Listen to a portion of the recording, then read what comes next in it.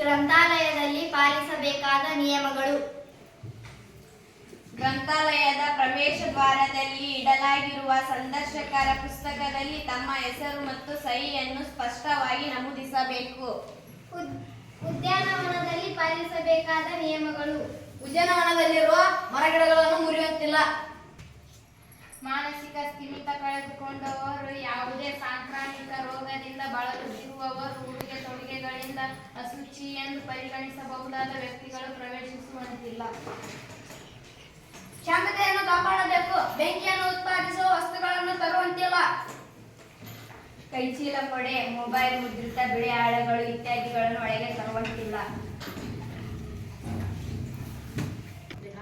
ಧೂಮಪಾನ, ಮದ್ಯಪಾನ ಮಾಡುವಂತಿಲ್ಲ.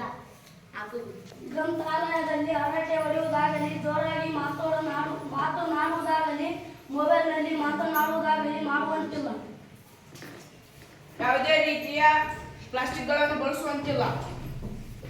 ಗ್ರಂಥಾಲಯದಲ್ಲಿ ಧೂಮಪಾನ ಮಾಡುವುದನ್ನು ಕಡ್ಡಾಯವಾಗಿ ನಿಷೇಧಿಸಲಾಗಿದೆ. ತಿಂಡಿ ತಿನಿಸುಗಳನ್ನು ತಿನ್ನುವಂತಿಲ್ಲ ಹಾಗೂ ತಿಂಡಿ ತಿನಿಸುಗಳ ತ್ಯಾಜ್ಯವನ್ನು ಕಸದ ಡಬ್ಬಗಳಲ್ಲಿ ಹಾಕಬೇಕು. ಗ್ರಂಥಾಲಯದಲ್ಲಿ ವಿಶ್ರಾಂತಿ ಪಡೆಯುವುದನ್ನು, ನಿದ್ದೆ ಮಾಡುವುದನ್ನು ನಿಷೇಧಿಸಲಾಗಿದೆ.